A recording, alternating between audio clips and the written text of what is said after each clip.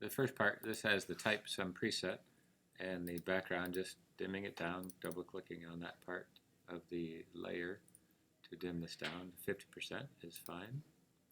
Bring this layer back, locked it. And this font, like I said, is brought in from defonts.com, and you'll notice that the tracking is the space in between the type is rather close together, tightly placed in there. So I'll just bring over the character palette and reset this to 0, and that'll just give us a fresh start.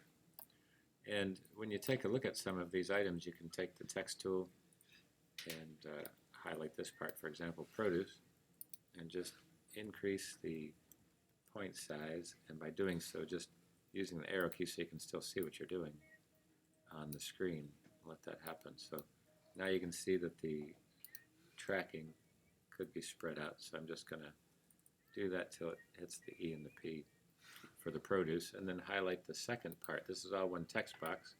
You can set it separately, but it's a little easier to do it this way too.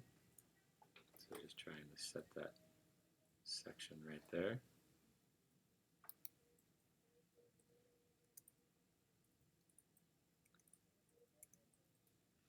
Let's see if this is going to work here. There we go. So now it's a little tighter. Now the space between the lines, if you do this in one text box, like I've done here, the space in between the leading, just tighten that up a little bit. And that sets that up. So that's the easiest. Good idea to do the easiest stuff first. Position that in there. Okay. And placed a couple sections so this Lucky's Market again in a different font.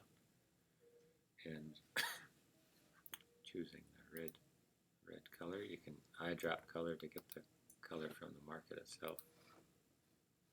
And do the same section, minimizing it either by the palette or just hold the shift key, shrinking it down like so, and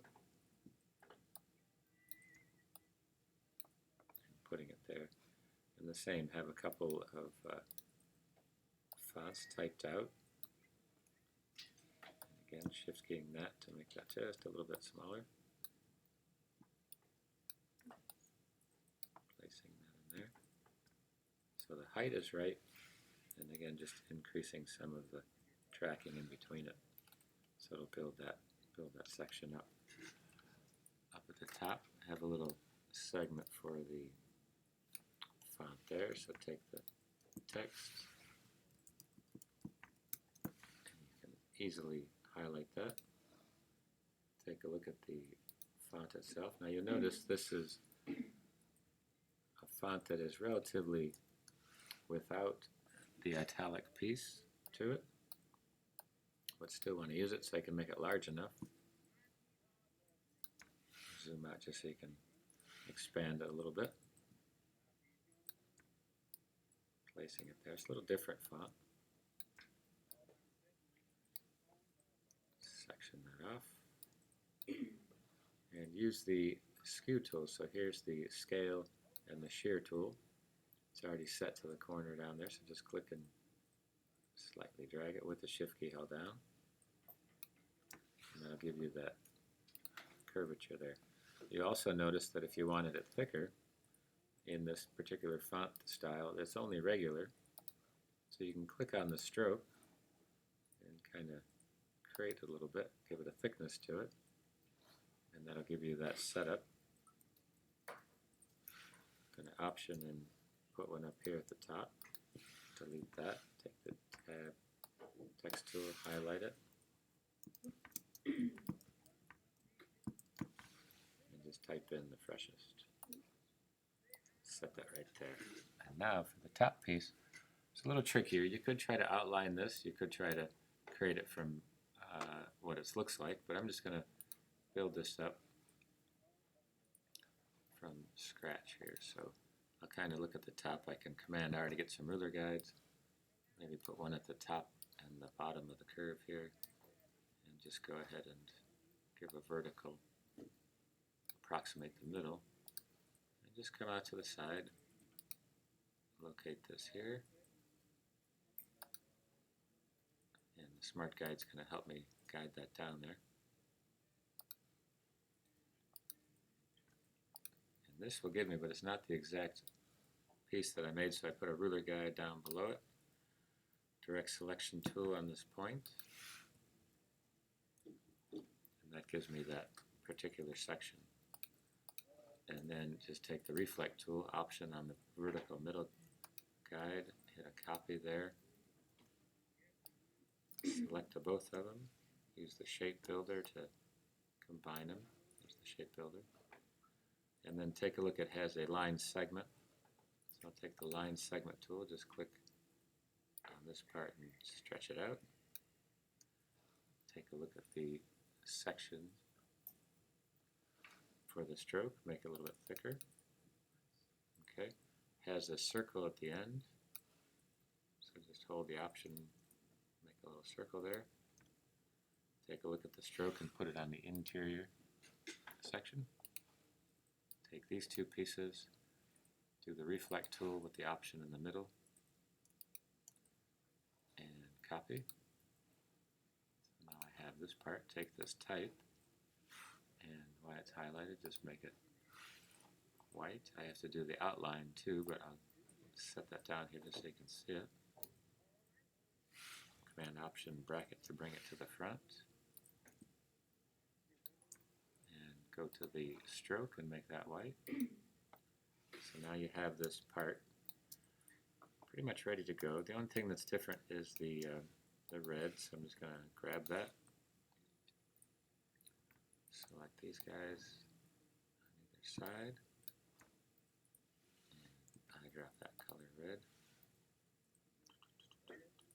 Yep, that'll be red. I have to make one minor selection here. Forgot that. Shift key these guys. Make them a little thicker. 4 point. There we go. And here it is. Now I have this item, and under Object, Envelope, Distort, Make with Warp, it's the first one that pops up on top as the arc. And you can do the same thing. Click in here until it has the arch that you're looking for. Click OK. And just bring it down to position it.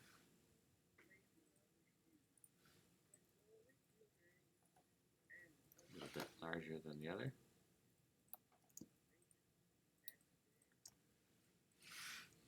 And if you ever have to modify this, you just have to do it through the Appearance panel.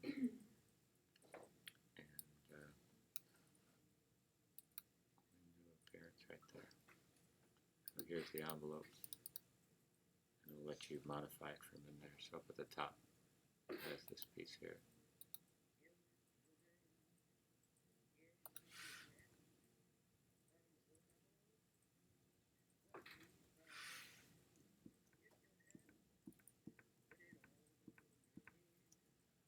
That. And then the last part is this caret, and just doing the pen tool. Make sure nothing's selected there. Switch that across.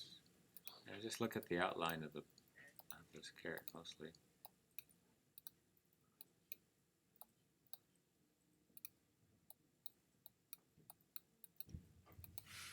Zoom into it a little bit so you can see a better design.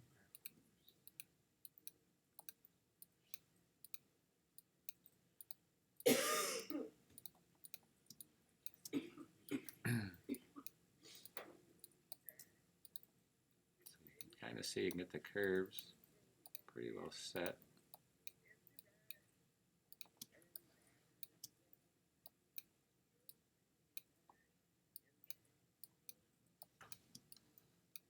I'm just using the space bar to keep it close. To build that part out of there. Options. Set that part there. So that's the main body of it, and then this little highlight. Now keep in mind it is a plastic see-through piece, so you're going to want to cut this out with the Pathfinder. Kind of helps it become that. And just so you can see it, give that an interior color. And give this guy an interior color. So that's the carrot. And if you select the both of them, and you have the Pathfinder open, you can exclude one, and it'll take it out. If you hold the Option key, then it still reacts as having a compound path there with you. So here's this section. Take one last thing. Just going to put a rectangle around it. And set this there like so. So now I'm going to hide this.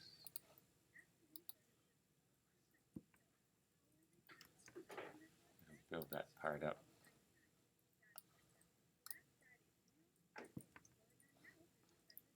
Let's see if this will do it.